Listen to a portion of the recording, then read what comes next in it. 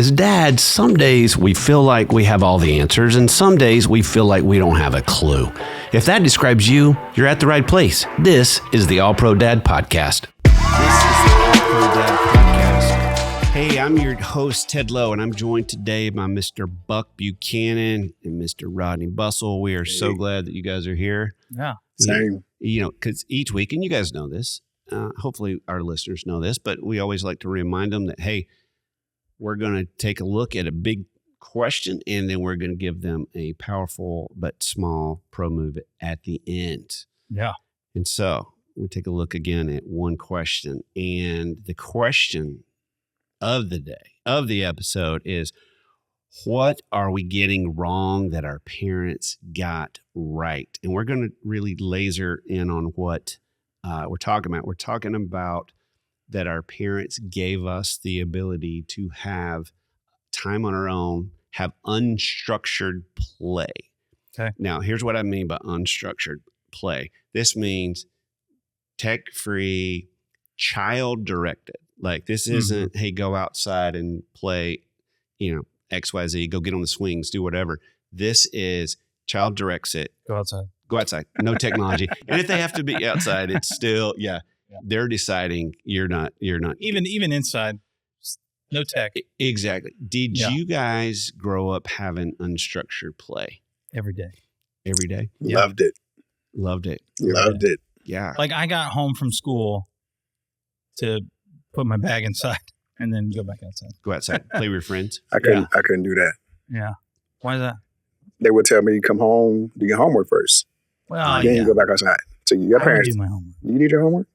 Well, Okay. All right. So Good you check. said, because you were a good kid. We talked about this on another episode. You were a good kid. I also would try to do my homework at school, like, if I could. You guys are way better than I am. I was the Because I wanted worst to play. kid. I didn't want to go home and do homework. I would so have hated to raise me. I was so bad. Now, hold on. I still had a ton of homework. Yeah. Because my dad does listen, and he'd probably be like, "What are you talking about? You did homework."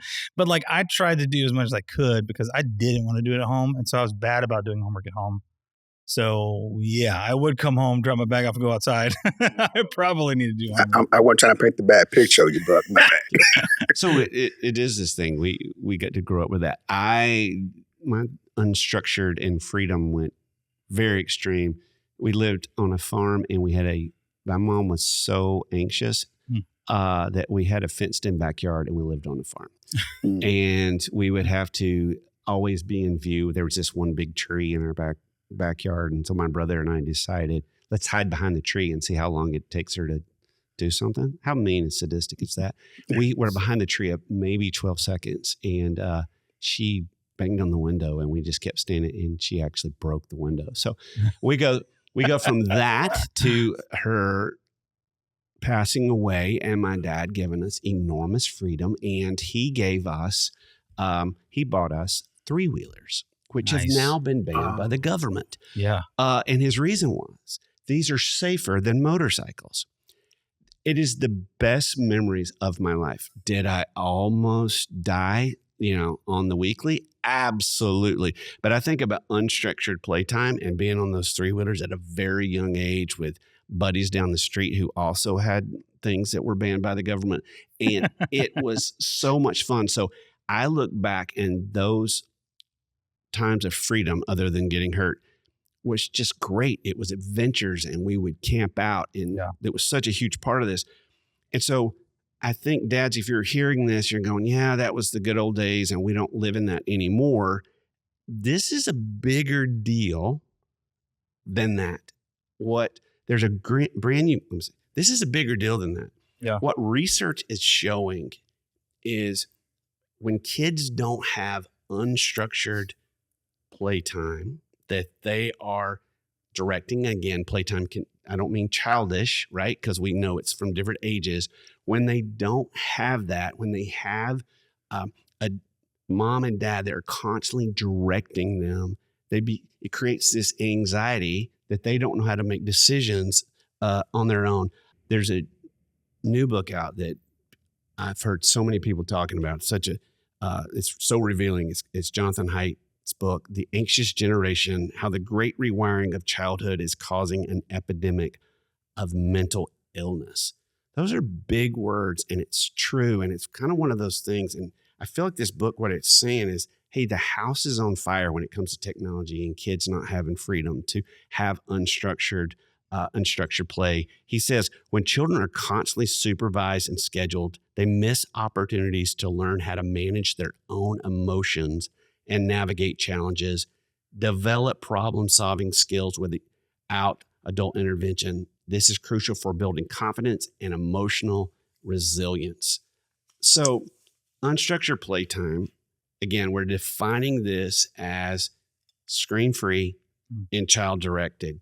Why don't you guys think that we've made a bigger deal about this? Why do you think, what's the barrier, do you think, that's making dads who grew up this way be okay with kids on screens and not giving them freedom? What's keeping dads from saying, go running and play? I believe we had goals growing up to be better than what our parents were. I don't want to be struggling financially like our parents was. I don't want to raise my kids in certain neighborhoods like my parents did. So my goal and a lot of our goals were to make that happen. And so in order to make that happen, we moved our kids from several of us from the inner city stuff to the suburban. And then so the blessing and the curse was we taken our kids from places that we thought they might struggle to a place of convenience. And then so it's been a blessing and a curse that we've achieved more educationally and financially, but at the same time, it's also become a curse because, like you said, that we are putting more screens in front of our kids many more times. We have structure. We can pay for piano lessons. We can pay for a personal trainer for my son to play basketball instead of just go send him to the Y, go play basketball. Right. You know what I mean? We can do that now, you know? So, and then you think about, I remember growing up and there was this white van. We'd be scared of this white van. These white vans riding around, might kidnap your kid. And then so we were scared of that kind of stuff. So now because of those kind of things, we got that kind of more of awareness. Our fear as parents has increased. Right. So our fear has now been spilled over into our kids. So they're now scared because we are scared. Rodney, that is exactly what he talks about in the book is the stranger danger, is that we did grow up with the message of, hey, it's 9 o'clock. Do you know where your kids are? And the abductions. And what he says in this book, and it was fascinating, I've never thought about this, is we put all this emphasis on random abductions and not nearly enough emphasis on the stranger danger online. Yeah. So we're saying we don't want you to go outside because we don't want anybody to take you. It's so dangerous out there. But here's this tablet. And here's this tablet that's way huger. It gives unlimited access to your children from these predators sometimes. You know? Absolutely. So I think I was going to say that's the ironic thing about it is that now we're putting this stuff in front of our kids and they have access to anything and everything. Yeah. All the time. All the time. Yeah. And it's subtle too. It's the drift and it's just our world, right? Our kids are living in a social media world. We're living in one. I remember saying before our kids were born, our kids are never, going to watch too many cartoons. We're never going to let them ever watch any video or whatever in our car. And then I remember we're looking for a minivan because as you do. How many TVs does that? And my wife, I'm like, what do you want it to have on it? And I said, listen, the only thing, Buck, to that is it's going to need to have those screens. I don't know, because we called it cartoon coma. Yeah. It'll put them in cartoon coma. So I think it's very convenient. I mean, we don't have to dad at that point with this, but it's so dangerous and it's become so hard with our kids. So what are some solutions if all these screens are making them anxious and insecure and we've shifted, what I feel like is inappropriate views of danger, right? They're not accurate. What are some solutions to this in your guys' mind? My kids don't know how to be bored. And I think, and I don't remember the question, or I don't remember the quote, but the general idea is that boredom, in most cases, has led to some of the most innovative, technology, because it comes from a place of being bored. Because when you're bored, you allow your mind to just wander, and you allow your mind to think abstract, and things happen in those times that when a kid's constantly being stimulated by something, they're not allowing their brain to be creative. And so I think creativity just spawns from being bored. And so my kids have a hard time being bored. And so, and I do see it, like sometimes I'm like, no, tech is off, but at that point, and this is the hard part for me personally, is that at that point, it feels like it's a punishment, and I don't want it to feel that way. You know what I mean? I want them to desire to go outside, and they do. Like baseball has helped with that and stuff, but it's still down to the point of I've even told them this. So I want you to learn how to be bored, and they're like, "What does that even mean?" And I'm like, "Well, because when you spend an hour off of a device or something, you're not just bored. You're bored, but you're bored, but you're showing signs of addictive behavior, of you're angry, you're irritable, but when I was bored, I was just bored. And then you found something to do, or you created a game to play, especially I had an older sister, so we didn't play a ton, outside. So I was figuring out what to do by myself. And so I don't know, sometimes I just want to lock my kids out of the house. we played outside a lot. I mean, we would play. Again, it comes to our education. So we would play outside a lot, and we would drink from the water hose outside, from the faucet outside. Yeah. But now it's too many germs. You're going to get you a drink, you get your own little water bottle. You share your water bottle with your kids. Don't share your water bottle with friends. So it's it's that kind of stuff. We got too smart that we won't let our kids just be kids anymore. Now, I was very mindful. We were very mindful of that. When we would put our kids in sports, we played several sports, but then we would say, "All right, we're gonna take a break. We want you just to go outside and play. Just go play for a little while. For we're not gonna do this season, so we want you to play for a little while." And it was good to see them look outside. We were sitting on our back porch and just watch them play, and be fun. And take your water bottle outside and go play.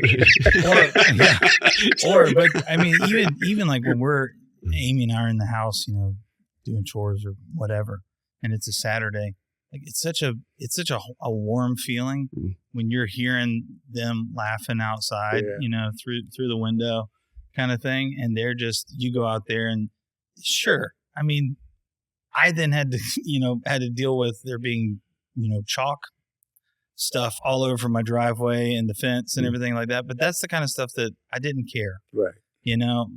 Any other time, maybe I would have cared more, but that was to me just a reminder of okay, there's hope. There's hope. My kids are out there. They're having fun. They're figuring out stuff to do. And I don't know, you asked, what do we do to help? I think, even doing things go on Amazon, if you have to be on a device, go on Amazon and buy some chalk, buy some driveway chalk, buy some things that they can be outside and sell chalk at Walmart too. Well, yeah, they do.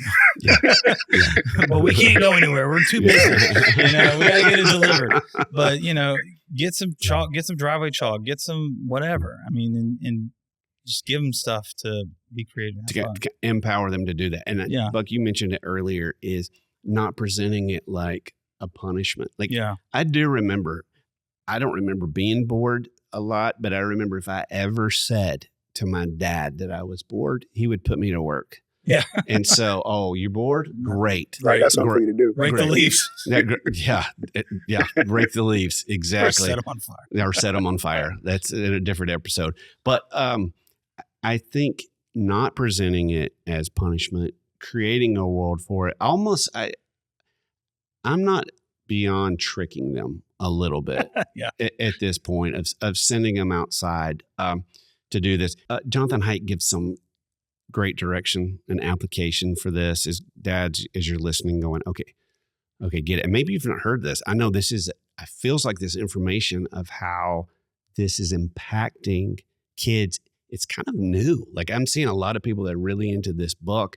But when you start seeing the severity of this, of what technology is doing and what kids not having this play, it's absolutely staggering. And so he gives some applications. So dads, if you're listening and you're wanting to think, okay, I get it.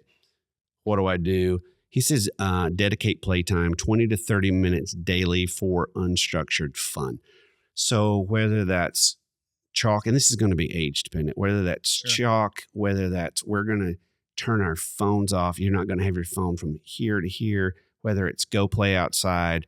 I think for younger kids, I don't think you're going to get a lot of pushback from go outside. Yeah, that much. I think Rodney just gave me the look, and I think that look is. Let me not say that. 20 to 30 minutes, depending on the kid's age, but giving them freedom. And again, we've got to watch for dangers, of course. Sure. But I've watched my friend just let his little boy just kind of run wild, and and it was such a hard thing for me. Such a hard thing for me. I can't even think of like, do I have something I can let my kids, wrench on? Like give them some tools and just go tinker with that. Yeah. See, and not, again, give yourself boundaries, there's safety and stuff like that to think about. But, what if it's an old scooter and be like, hey, this old scooter, can you fix it up? Figure out what's wrong with it or whatever, and just give them some tools. And again, this very much what makes this tough is this, he defines this as undirected. So this is them, and maybe we start to prime the pump a little bit with chalk and go work on XYZ and give them ideas. But eventually it needs to move into they are figuring it out. And again, we talk a lot about them figuring out who they are, right? Yeah. And who they're going to be. The other thing he says is repurpose routines after schoolwork becomes backyard playtime. Like restructuring it. What do you normally do? If they usually come in and get on the iPad, try something else. To the last thing you had mentioned, unstructured, I would also say for us, it probably depends on where you live, because sometimes you don't have a lot of kids around your neighborhood. Right. Yeah. So if that's the case, sometimes you have to go grab some kids from school, from your cousins or whatever, bring them over. Don't just grab kids from school. Yeah, not grab them. Yeah, right. Not the white van's got to stay home. Yeah. We had a black one. So sometimes you got to bring import kids, that and to play with your kids. And then sometimes you have to be out there with them just to get started. Yeah. So I'm going to get you started. And then the next time you all can go from here. But I think because of the fact that they have so much, they got technology so much at school too. Right. So they really don't get away from it. Don't get me started. So since they don't get away from it, we have to give them that structure at home. Sometimes we might have to get it started, and that's okay. So that means we got to get off our phones. We got to leave work behind. And then sometimes we're going to have to be the one to say, let's go play a game today. Right. Let's go do this. I got a game we used to play when we was growing up. Just get all the kids in the neighborhood together. Let's play a game or something, or just play some pitch back and forth with your son and daughter. But we're gonna have to get off our butts and go out there and be parents as well. Absolutely. Be their playmate. Absolutely. And I think you're right, is guiding it at first and then pulling back control, but restructuring, like, here's what this is going to be. And dad's listening, and you know this already, they're going to push back, and they're going to push back hard, depending on the kid.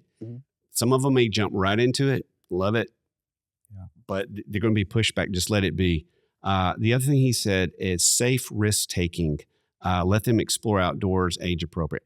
Let them go. Let them ride their bikes in the neighborhood. Let them do this. And that's so tough. We're talking to Bobby Lewis, who's been on the podcast many times, and he said he and his wife went and visit where she grew up. And she would talk about riding to her friend's house. And he said, let's measure and see how long this is. And said, tracked in, it was 2 miles. And he said, he looks at his wife and said, would you let our daughter ride 2 miles? And she's like, absolutely not. I'm a better mom than that. And I think we can just so resonate with that. And I got to tell you, I'm just saying, I pulled my kids way closer in than I should have in the neighborhood and being around that. So I think our bottom line as we wrap up this episode is unstructured playtime isn't optional, it's essential. So our pro move of this episode is create unstructured play zone. Again, we've ripped this off from Jonathan Haidt, with limited or no screens, that you're going to help them create this. And you're not creating what to do, but you're just the time to do it, and without the screens. And please let us know. We would love your comments on this one. We're all still figuring this out. This is brand new information to the world at large. What's outside? Of which you speak. Yeah, that's it. But let us know how you are creating unstructured play zones at your house. But again, this might be a book you want to check out. Yeah. It's really good. And we've got a lot of articles coming up in other episodes. A lot of it's based on what he's talking about. So what do you guys think? I'll ask you guys, what do you think the hope is if we let our kids do this? If a dad were to say, I'm gonna create this, what's the dream here? You develop some great core memories for those young people.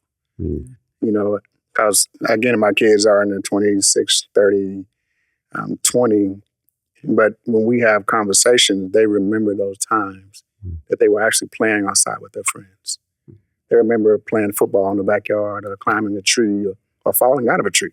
Exactly. You know, and so they remember those times. Right. And if we continue to put them in front of a screen, they're not going to have those kind of moments of their childhood that they can look back on, you know. And this childhood is such a short window, from 1 to 18. You know, not even 18 technically, you know, but then the rest of your life is spent being an adult.